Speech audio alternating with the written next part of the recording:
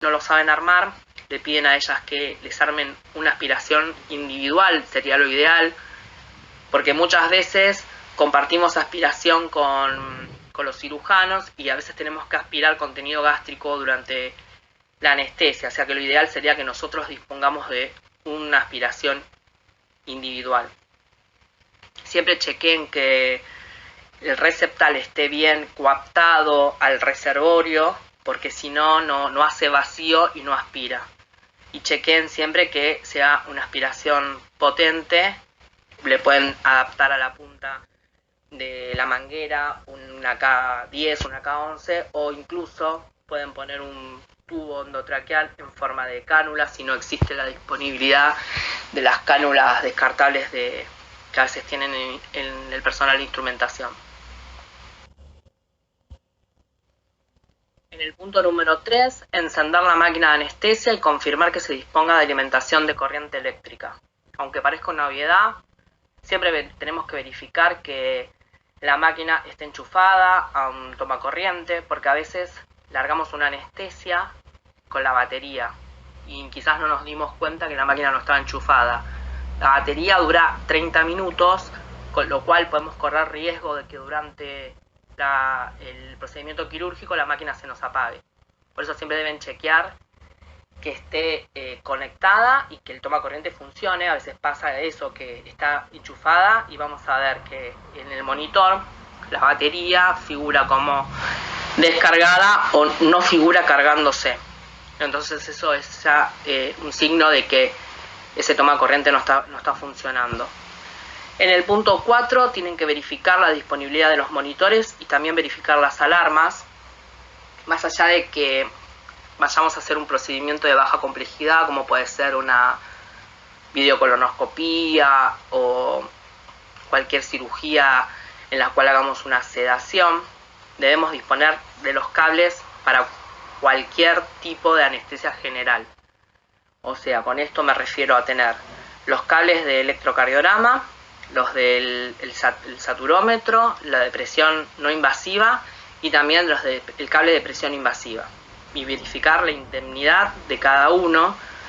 Si vemos que los cables pueden estar pelados o haciendo falso contacto, debemos avisar para que estos sean cambiados.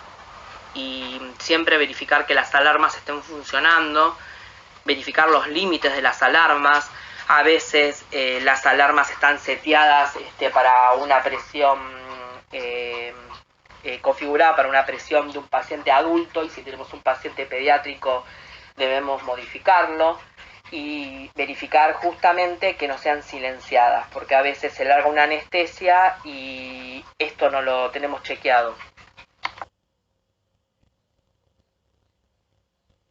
Como ven en esta diapositiva, vemos la batería que en el punto 3, digamos, está totalmente cargada. Luego vamos a ver que la batería está con la mitad de la carga, y cuando está con una rayita significa que queda menos de 30 minutos de funcionamiento en el modo de batería. Y cuando ven que está totalmente blanca, significa que debe ser cargada inmediatamente porque está a punto de apagarse la máquina. O sea, esto es un indicador, como hablamos antes, de que puede ser que la máquina, a pesar de que esté enchufada, no esté recibiendo electricidad. En el punto 5, verificar que la presión sea adecuada en el cilindro de oxígeno de respaldo acoplado a la máquina de anestesia. Muchas máquinas modernas disponen de este tubo auxiliar, como lo ven acá en la foto, que está al costado de la máquina, pero la mayoría de las máquinas que contamos en los hospitales públicos no tienen esta bala reservorio, por lo cual es importante verificar siempre, como en el punto 1 hablamos, el tubo auxiliar de oxígeno. Si ustedes van a una institución que tienen esta bala reservorio, siempre la tienen que chequear, la abren igual como abrimos en el punto número 1 al tubo de oxígeno, y también verifican que la presión sea adecuada. La presión de oxígeno de estas balas tienen que estar calibradas a más de 50 libras de pulgada cuadrada, o sea, solo van a ver con los manómetros de presión. Pero chequen si lo tienen, que esté lleno, porque también si fue usado, a veces están vacíos y si los necesitamos ante una falla de oxígeno central, no vamos a poder dar aporte de oxígeno al paciente y vamos a generar una hipoxia. En el punto 7, verificar que los vaporizadores estén llenos y que los puertos de llenado estén bien cerrados. Es importante porque a veces cuando se llena el vaporizador, como el vaporizador de sevoflurano, por ejemplo, y si queda mal cerrada la rosca, cuando nosotros iniciamos la anestesia y abrimos los flugímetros, empieza a caer el sevoflurano por ahí. Así que chequen siempre que la rosca quede bien cerrada y que siempre tenga disponibilidad de agente, ¿no? Porque a veces quedan o sobrellenados o no se llenan, o sea, esto es habitual, que a veces se largan anestesias y en la mitad de la cirugía el paciente puede tener un despertar intraoperatorio y es porque justamente nos quedamos sin agente. Los problemas de los vaporizadores son los siguientes, que son los cambios en la cantidad del gas anestésico a flujos de gas fresco extremo, los llenados erróneos, el llenado excesivo, las fugas y la administración de dos agentes anestésicos de manera simultánea. Es lo que hablábamos anteriormente.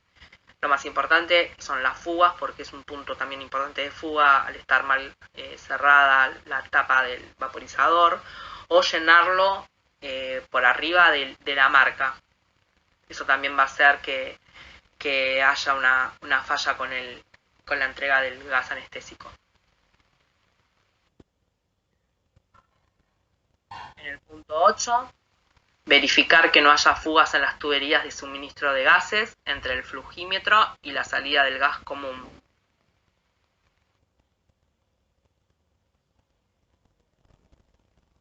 Los flugímetros regulan el flujo de gases que ingresan al circuito y permiten ajustar la FiO2 deseada. Las máquinas de anestesia más modernas, que son las máquinas digitales, son las que permiten determinar la FiO2 deseada y la calcula automáticamente los flujos de gases. O sea, ustedes no tienen que hacer la mezcla en la máquina. Nosotros ponemos a qué FiO2 vamos a ventilar al paciente y la máquina calcula la mezcla en forma automática. Las máquinas poseen una válvula de flujo rápido de oxígeno o el denominado flush, que permite un llenado rápido de la bolsa de reservorio o de la concertina en caso de vaciarse. También sirve para la eliminación rápida de gases anestésicos del circuito, por lo cual la mala utilización de esta implica someter al paciente al riesgo de barotrauma. ¿Qué significa esto? Que ustedes no deben usar esta válvula de flujo rápido de oxígeno con el paciente conectado. O sea, esto es más que nada porque a veces se utiliza para levantar, digamos, la concertina en caso de que se vacíe, que eso igual, si ustedes ven que la concertina cae es porque está fugando la máquina en algún punto, pero no deben llenar con el flujo de oxígeno con el paciente conectado porque hay riesgo de someterlo a un daño en el pulmón o un barotrauma. Las máquinas disponen de un interruptor para anular el circuito circular del ventilador bolsa y conectar un circuito accesorio para su utilización. Esto actúa como fuente accesoria de gases y no se debería utilizar ya que anula el funcionamiento del ventilador. En esta figura 6 vamos a ver el botón de flujo de oxígeno en el punto A, que administra los gases frescos a alto flujo. En el punto B, el interruptor para cambiar entre el circuito principal, que es el circular, por un circuito accesorio, que es lo que hablábamos en la diapositiva anterior. Nosotros cuando esta tecla es utilizada, anulamos el circular, pero podemos utilizarlo como una fuente accesoria de ventilación. Y en el C, el conector para un circuito accesorio. No se debería utilizar estas modalidades en el contexto por el riesgo de mala utilización. ¿Qué pasa? Si a veces usamos esta modalidad de tener un circuito accesorio, muchas veces esa tecla, la del punto B, lo que hace es quedarse en el modo accesorio y si no lo chequeamos, se larga una anestesia y ahí tenemos otro punto de fuga de la máquina, ya que anula, digamos, al circuito del circular. En el punto 9, probar la función del sistema de evacuación de gases anestésicos. Como verán, eso está adaptado a la máquina. No todas las máquinas de anestesia tienen este sistema de evacuación de gases, lamentablemente, pero si ustedes están en alguna institución en donde tienen máquinas muy modernas, lo pueden ver y tienen que chequear que esté funcionando el sistema de evacuación. Los gases anestésicos residuales son pequeñas cantidades de gases anestésicos volátiles que salen del circuito de anestesia del paciente al aire de los quirófanos durante la administración de anestesia. Estos gases también pueden ser exhalados por los pacientes mientras se recuperan de la anestesia. Los gases anestésicos residuales incluyen tanto el óxido nitroso como los halogenados, como el halotano, fluorano, isoflorano, deflorano y el sevoflorano. Los anestésicos halogenados a menudo se administran junto con el óxido nitroso, el cual, al igual que algunos anestésicos halogenados, pueden significar un riesgo para los trabajadores hospitalarios. Por eso es importante que durante una inducción anestésica, hay más en pacientes pediátricos en donde se usan grandes proporciones de sevoflorano, que se pone al 8%, hay fugas de gases al quirófano. Esto va a traer repercusiones en el personal de quirófano porque causa cefaleas, somnolencia, incluso puede haber letargo también en el personal de quirófano si no hay una adecuada depuración de los gases residuales que quedan en el ambiente.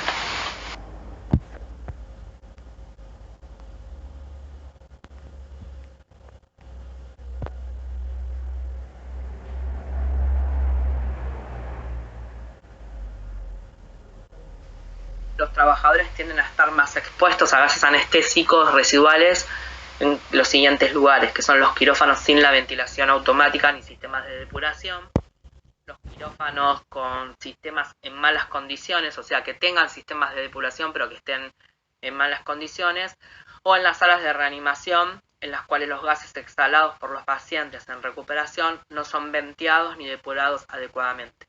O sea, los pacientes que están en las salas de recuperación siguen exhalando gases anestésicos. Si estos no son depurados, quedan en el ambiente.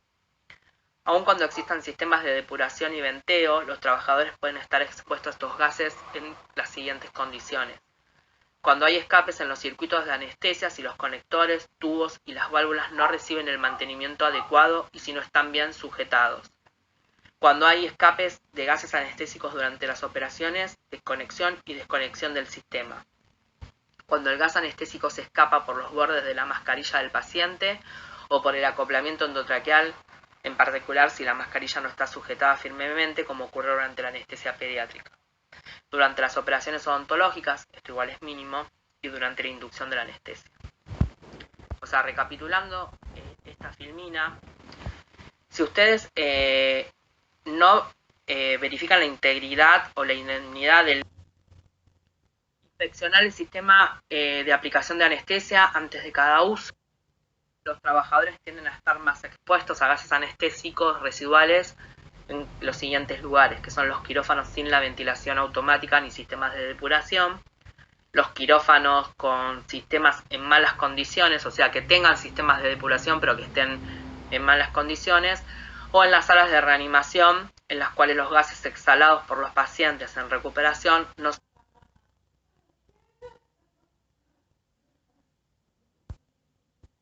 son venteados ni depurados adecuadamente. O sea, los pacientes que están en las salas de recuperación siguen exhalando gases anestésicos. Si estos no son depurados, quedan en el ambiente. Aun cuando existan sistemas de depuración y venteo, los trabajadores pueden estar expuestos a estos gases en las siguientes condiciones. Cuando hay escapes en los circuitos de anestesia, si los conectores, tubos y las válvulas no reciben el mantenimiento adecuado y si no están bien sujetados. Cuando hay escapes de gases anestésicos durante las operaciones, desconexión y desconexión del sistema. Cuando el gas anestésico se escapa por los bordes de la mascarilla del paciente o por el acoplamiento endotraqueal, en particular si la mascarilla no está sujetada firmemente, como ocurre durante la anestesia pediátrica.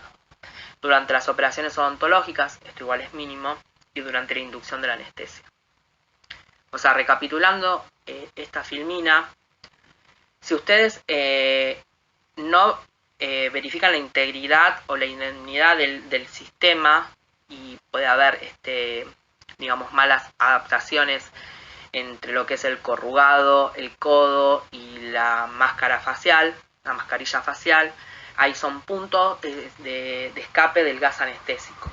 Lo mismo si en la inducción anestésica, y más en los pacientes pediátricos, que es donde se usa más proporción de sevoflurano, si el anestesiólogo no coapta bien la mascarilla, también es un punto en donde va a eliminar mucho gas anestésico residual al quirófano. Y si ustedes, o mejor dicho, el anestesiólogo hace una inducción con sevoflurano y luego cuando intuba no cierra el sevoflurano, o sea que el sevoflurano sigue circulando por el circuito circular, es un punto también en donde hay fuga de estos gases al quirófano. O sea que hay que tener mucha precaución en ese momento. Ustedes tengan la precaución de que si el anestesiólogo hizo una inducción anestésica con sevoflurano y en el momento de la intubación en donde no lo está utilizando, ustedes cierren siempre el dial para que no ocurran estas fugas.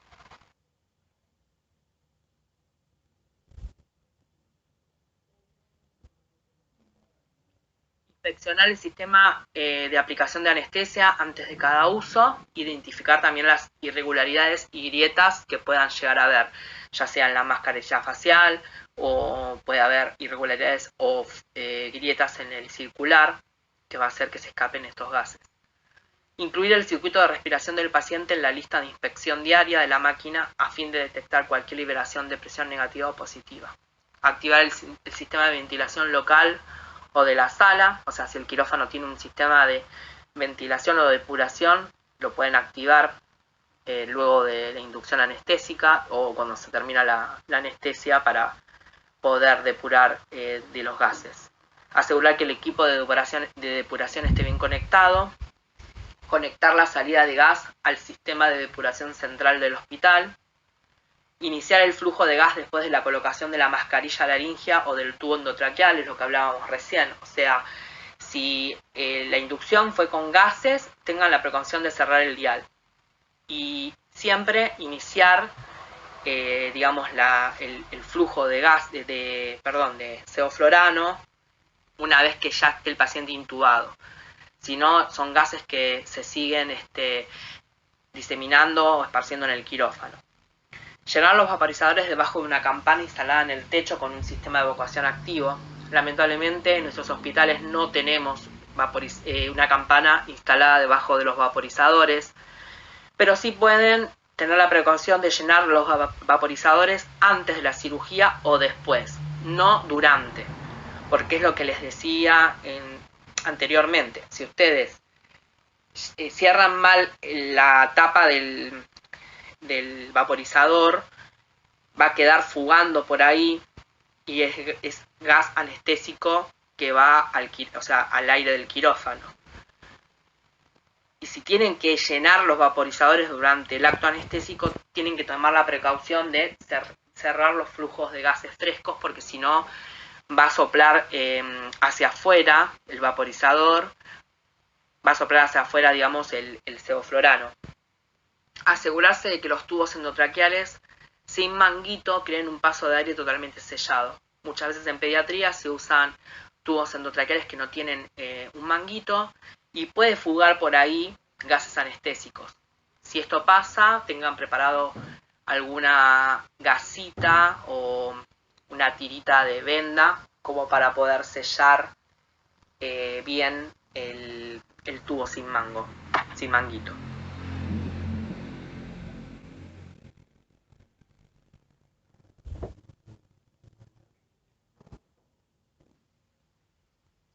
Utilizar un volumen mínimo de gas anestésico posible para permitir un adecuado funcionamiento del sistema de aplicación de anestesia y proteger al paciente. O sea, mientras más gases usemos y mientras más flujo usemos, más gas va a ser liberado al ambiente. Por eso evitar administrar volúmenes muy grandes de gas anestésico para impedir estos escapes. Los volúmenes grandes generan más gases anestésicos residuales que los volúmenes pequeños. Si se usa la mascarilla, debe asegurarse que esté bien ajustada al paciente y eliminar los gases residuales a través del sistema de depuración tanto como sea posible antes de desconectar al paciente del sistema de respiración. Interrumpir el suministro de gas antes de apagar el sistema de respiración. En el punto 10, calibrar o verificar la calibración del monitor de oxígeno y revisar la alarma de poco oxígeno. Verificar la función del analizador de dióxido de carbono. Muy importante que se verifique la alarma de oxígeno, que a veces puede estar mal seteada o incluso puede estar anulada, o sea que alguien la apagó. Las alarmas de oxígeno nunca deben ser anuladas. Lo mismo, calibrar siempre el sensor de oxígeno porque nos puede dar sobreestimaciones del flujo o de la FiO2 que le estamos dando al paciente. O sea, puedo estar realizando una mezcla hipóxica, o sea, menos del 21% de oxígeno, y si está mal calibrado o la alarma está mal seteada, me puede estar indicando a la máquina que estoy ventilando un paciente con una fracción inspirada de oxígeno del 30% cuando no, esto no es así. Por eso siempre calibren el sensor y también fíjense que esté bien coaptado una vez que lo desenroscan, que no se rompa esa celda. A veces con la manipulación se rompe y nos va a indicar en la máquina que lo tenemos que calibrar. O sea, y por más que hagamos la calibración, nos va a seguir indicando este error. Siempre tienen que fijarse que haya repuestos de esa celda. Por lo general, las máquinas vienen con un repuesto porque es común que se rompa. Lo mismo, verificar la función del analizador de dióxido de carbono, mirar la integridad de la trampa de agua, ver que la trampa de agua no esté con condensación o con agua. Y si tienen que calibrar el analizador de dióxido de carbono, lo que tienen que hacer es, muchas veces la máquina los va guiando, pero si no, lo que hacen es desenroscar del extremo del codo que va acoplado a la mascarilla facial y lo dejan al aire ambiente. Y con eso realizan la calibración. Si no, lo que pueden hacer es en el extremo soplar brevemente y fijarse que el capnógrafo capte el dióxido de carbono que ustedes están exhalando. Eso es una manera quizás media burda, pero rápida de chequear que esté el analizador de dióxido de carbono en buen funcionamiento.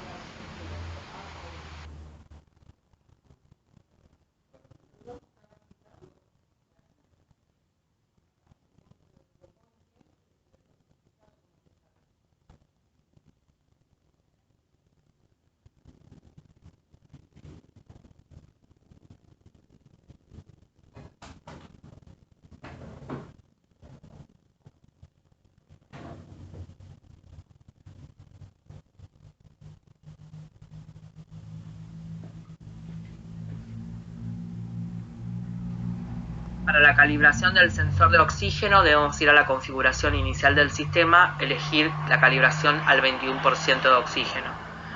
Para hacer esto, previamente se debe cerrar cualquier fuente de oxígeno y lo que podemos hacer es abrir el aire medicinal, que lo que hace es una purga en el sistema.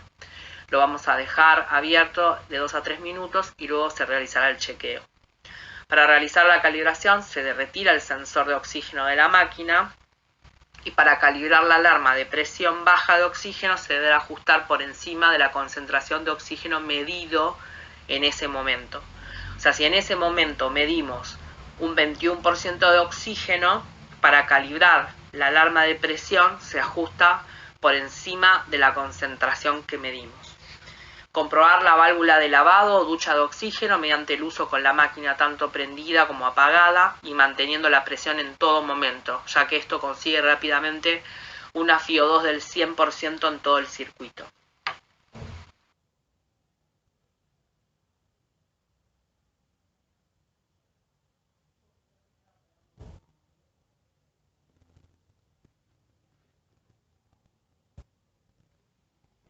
Como ven en esta diapositiva, ahí tenemos en la flecha azul el sensor de oxígeno y para poder calibrarlo lo desadaptan o lo desenroscan y lo dejan al oxígeno ambiental. Esa es para la calibración que a veces pide la máquina al 21%.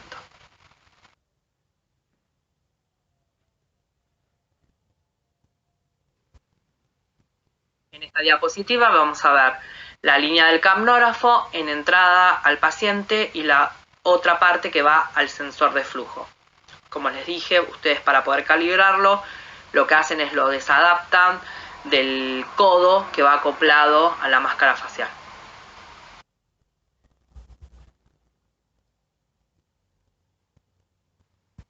El objetivo principal de la máquina de anestesia es la administración segura de oxígeno, evitando mezclas hipóxicas. Cuando hay un fracaso en el aporte de oxígeno, suena la alarma cuando por lo general esta va a caer por debajo del 21%. No puede ser silenciada esta alarma, es grave silenciar esta alarma porque es el único parámetro que tenemos de que estamos haciendo una mezcla hipóxica. Servirá para que si está funcionando mal nuestra máquina, o sea el oxígeno central quizás no tiene la presión suficiente o cesa el aporte de oxígeno, tenemos que recurrir a la bala de reserva, que como vimos en el punto 1, si no está conectada a la máquina, debemos tener un auxiliar de oxígeno en el quirófano. El caudalímetro auxiliar permite el uso de oxígeno